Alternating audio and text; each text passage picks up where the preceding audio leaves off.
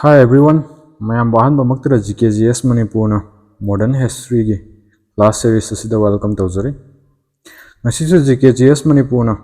experiencing damakta yamna important oiraba dumba topic amada video class ama pudan laksari. Haiba topic adudi Indian National Movement ka. Indian National Movement gi lakhibagi haitare ka. Sida akhoi organization link khalakiba the Indian National Congress lakhiba the partition of Bengal lakhiba mathang manau naina ado ngasi class na Indian National Movement kitang chawbani na ka akhoi part kitang khaido gan tawsena sigi ahan basu ka part 1 se tawsi hena tawbani masida akhoi ngasi gi PYQs previous year da hangraba questions sing adai atopa important oiba questions kaya ama nei jagadri ni ka aduna ngasi gi video class se upcoming exams of 2025 SSC gi MTS adai GD CGL CSSL asina singwada dum important oiragadu badum topic amani haina ai thamjage aduna class 10 tak na thamnabagi damang questions yang bahaminar se ahanbada who established the Zamindari Association in India? Zamindari Association je kanane established tawkibano na hangi ko yam important oiba adum question samani ka masi kanane established tawkibano hamaton option mari chu pire ka Zamindari Association je koina landholder society ha ga sangai ka landholders society ha ga sangai Masi Bengal da established tawkibni in Bengal karamba chahi da 1838 ta ka 1838 ta kanana Dwarkanath Tagore ka here option number B is the correct option aduga myam Zamindari Association haiba Zamindari system haiba kenai ka Zamindari system haina myam ama chu taramani ko ningsing minase Zamindari system hasina kamain tawbano haiba matamda Lord Cornwallis na puthorokiba adum system amni ko Lord Cornwallis na akoina karigi haiga sangneba Permanent Settlement Act ma maming soin taramani ko Permanent Settlement Act of 1793 haiga khangnaba adumba system amni Zamindari system haise pa aduna Zamindari system haise ga khoi keno siga Zamindari Association siga khenai ka aduna sigi point si cho khoi hakat ningsing minara aduna mayam understand tawragani ne ai lawjaraga next song yang minara se who was the founder of the East India Association East India Association ki founder kanano na hangi ka and here the correct option is option number C that is Dadabhai Naoroji is the correct option ka Grand Old Man of India ka khanaba pawun pa mi ka Dadabhai Naoroji ka daga East India Association je kam basahi de lingkhat kino 1866 ta ka 1866 ta hoji ki mamangi akhoi gi Zamindari Association na kam basahi da 1838 ta next time chalase masi gi hariba organization je koi Indian National Congress ki laktringai da mar leramba dumba maru oiba important oiba organization sing ni ka yang ase whose organization was founded by Shishir Kumar Ghosh in Calcutta in 1875 1875 ta Shishir Kumar Ghosh na founded tawkiba adumba organization da adu maming kari kobano na hangi ka and here the correct option is India League ka India League koi ka India League se 1875 ta Shishir Kumar Ghosh na man maru oiba thotang law kan lingkhat kimne and along with anaga Shambhu Charan Mukherjee ka Shambhu along with maming amaga panjrang ge ka along with Shambhu Charan Mukherjee So next time we say who founded the Indian Association Indian Association ji kanana founded tawkibano na hangi ka maru oiba association amni akoi Indian National Congress laktingai da leramba ka and here the correct option is Indian Association je mayam option choose tawbiro ka aina choose tawkudu manaba yengminar se the 1876 to founded tawkibni Indian Association je hoji ki hariba ko mamang ge 1875 te India League lakthum matungda ma 1876 ta Indian Association lakibni kanana here the correct option is Surendranath Banerjee option number C is the correct option ka maru oiba thodang law kanda Surendranath Banerjee ne and along with kanaga Anand Mohan Bose ka Anand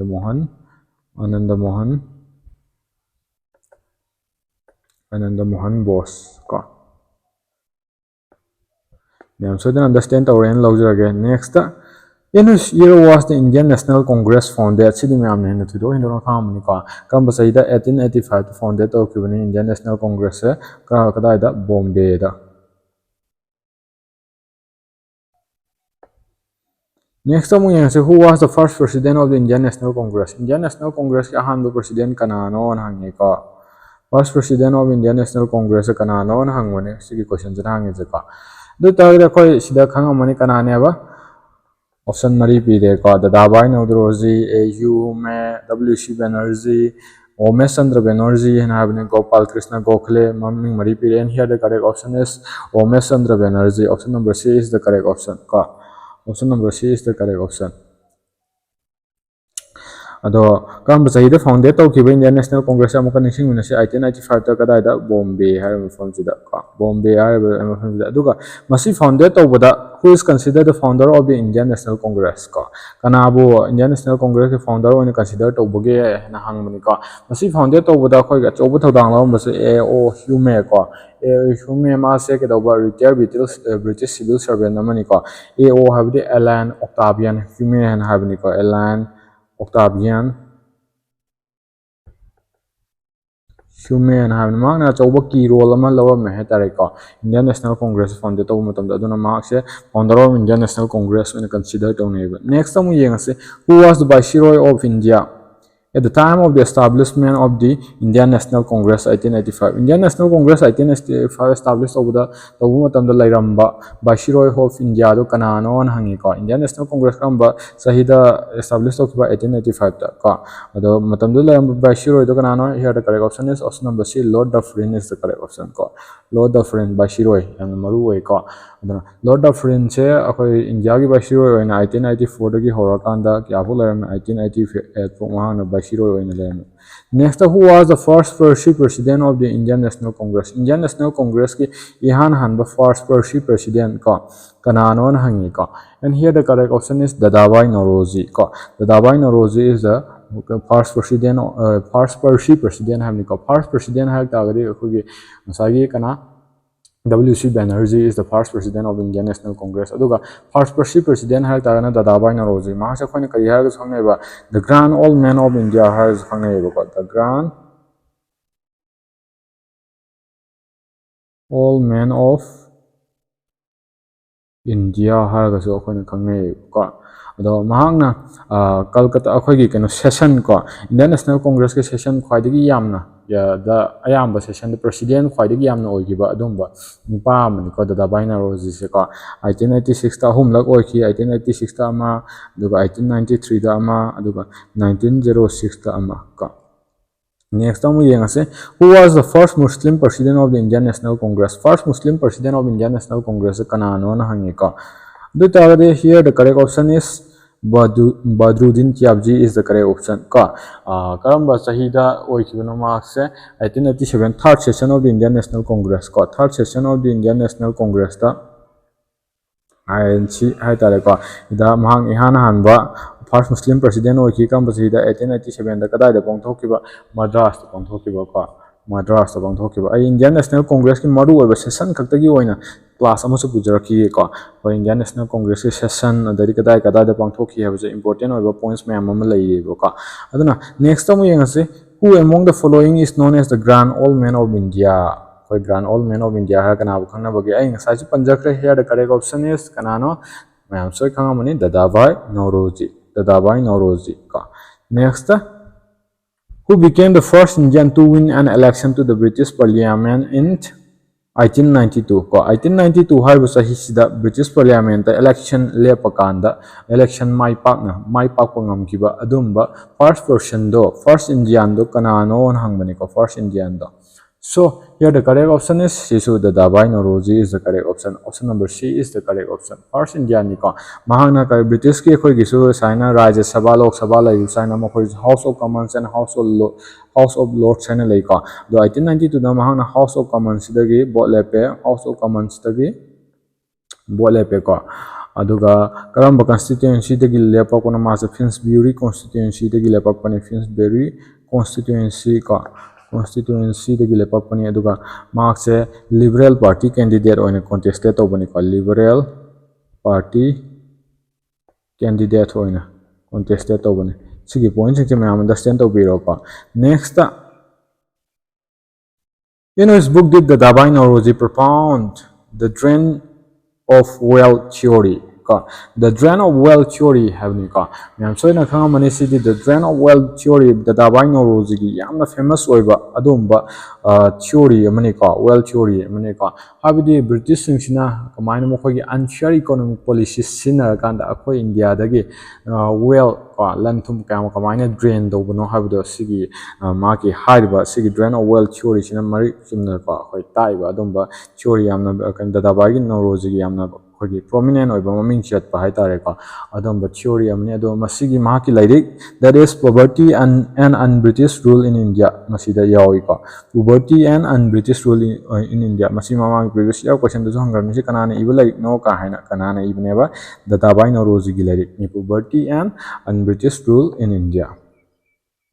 So next time we see under whose presidency was the term Swaraj used for the first time in the Indian National Congress ko akhoi the sudakan to le me option number B Dadabhai Nauroji gi matam de han hana Swaraj ko Swaraj haiba term se sinaba horakiba ma Dadabhai Nauroji ni na Indian National Congress ki presidency oiba matam da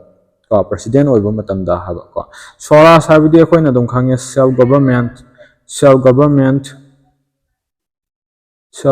or independence and higher ko self government or independence Dadabhai Nauroji gi matam dane Swaraj haina sinak baza ko si 1906 ki 22nd session of Indian National Congress ko 22nd session of Indian National Congress INC kadai da pangthokiba Calcutta da pangthokiba ko kamba sahida 1906 ko 1906 ki Calcutta session of Indian National Congress ta Swaraj haiba term se ihana na sinaba horakiba I'm sure you understand the next. Who was considered the political guru of Mahatma Gandhi? Mahatma Gandhi ki political guru and can consider to begin hanging. And here the correct option is Mam Chidi Kamani Mam Hena option number B. Mam story option Jiga in stories Manan Kali Gopal Krishna Gokhale. Next time we say who was given the title of Mahamana by Mahatma Gandhi. Mahatma Gandhi in Canada, see Haiba Mahamana Haiba title say P ki bagi hamani Mahamana habde khoi great soul haina habani ko the great soul masigi title se kanada P ki mahangna Madan Mohan Malabaya the P ki ko option number A is the correct option Madan Mohan Malabaya the P ki title amni kanana Mahatma Gandhi na Mahamana habi title se ko M gi M haure ko M China nixing ko yeah so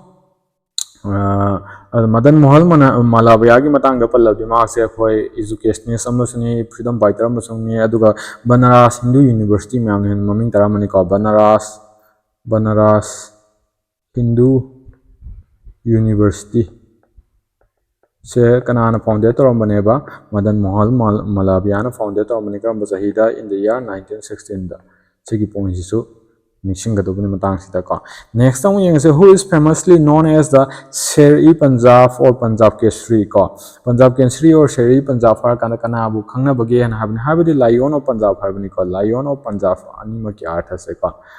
Lion of Punjab han habni si kana abu khangna bagi and here the correct option is Lala Rajpat Rai ko maming mayam hen taram ko Lala Rajpat Rai se Sher-e Punjab or Punjab Kesari har khangna ko next thing is Kesari and Maratha were newspaper started by which of the following freedom fighters ko Kesari amasung Maratha hariba newspaper ani se karambo freedom freedom fighters na horakibano na hangi ko akhoi Kesari na kari karambo language ta Kesari na Marathi language ta ko Marathi language ta aduga the Maratha hariba newspaper sina akhoi English language ta horakibani ko masi kana na horakibano hab matan the Bal Gangadhar Tilak na horakibani ko option number C is the correct option maki newspaper ni hai tar do mayam nixing view ko Kesari kari language ta no hang pata the Marathi language ta ni aduga Maratha na English language ta ni ko contrast ni Maratha har Marathi language ta ko oram du ning bani ko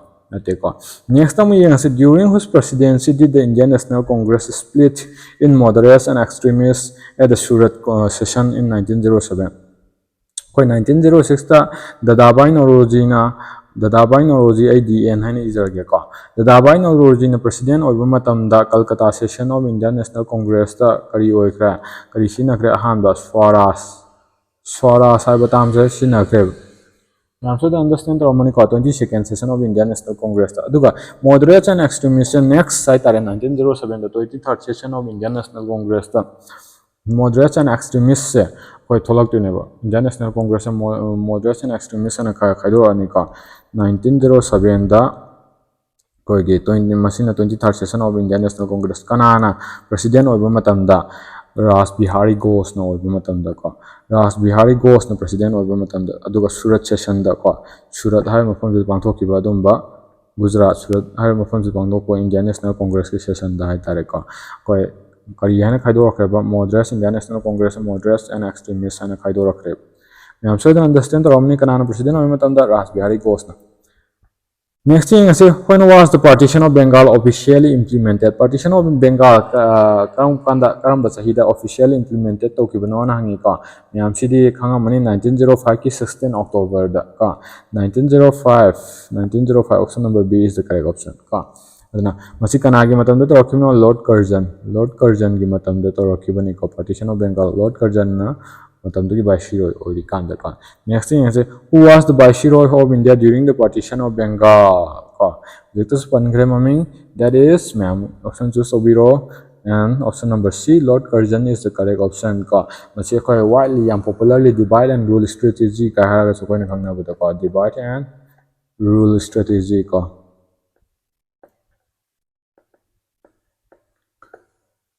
so what was the primary reasons given by the British for the partition of Bengal? Bengal se setokpagi partition tawbagi primary maru oiba maram haitare ko primary reason British na piba primary reason do karino na hange ko religious difference, difficulty in administering large area and population, economic reforms and demands of separate province by Muslim ko sigi akhoi option mari pire and here option number B is the correct option ko large area or amasung population laibidagi difficulty in administration laibidagi Bengal se khaidokpani tongan East and West Bengal ane khaidokpani hana koi British na maram pi ko next time yang se which movement was launched in response to the partition of Bengal ki response oina launch tawkiba adum movement do maming kari kobano na hangi ko and here the correct option is Swadeshi movement ma'am ने कहा money का Swadeshi movement का 1905 Swadeshi movement करी तो boycott of Indian goods boycott of foreign goods नत्रा मरक तंगांग की the soul की याव तासम ma'am ने पी गनी का boycott of foreign goods अदाइदे अखोई use of indigenous use of Indian goods Indian products ना बा हाइबा अदुम बा movement अमनी Swadeshi movement का सी partition of Bengal the response on a launch of movement. Next, when was the partition of Bengal annulled? Partition of Bengal se kam kan the annulled to giveno chanahan kidabano na hangmani ka. And here myam khamani the correct option is 1911 that Lord Curzon gi viceroy gi matam loiraba matungda kanagi matamda Lord Hardinge gi matamda ka Lord Hardinge gi matamda sigi partition of Bengal se akogi nationalist myamna ihau horakpadagi anal chanahan gidabane ba ka aduna yengasi during whose tenure as Governor General Viceroy was the partition of Bengal annulled in 1911 da chanahan gidabado annul tawkibado ka Ramba Kanagi Governor General Gimatam no one hange ko and here the correct option is Lord Hardinge to option number C is the correct option ka Lord Hardinge to Gimatam Danika C Kedova Swadeshi movement la nationalist movement in the Mayam Lakotagi Haitareka Sigi partition of Bengal se annual Tokibinika. So with this Sigi Indian National Movement Jahan Basruk part 1 Haitareka Part 1 se sigi video classes matang sida losinjare PDF amasung important updates kidamakta amasung daily quizzes kidamakta agi Telegram channel sida scan tawakanda join tokshin biro aduga mayamna agi lecture sidagi ko agi video class sidagi soina kana phangamgani habusu ai thajai mahausa gum ka aduna like share musu subscribe tawbigano haina ningsingjara kanda mayambo amuk hana thagat phone doksari thank you ma'am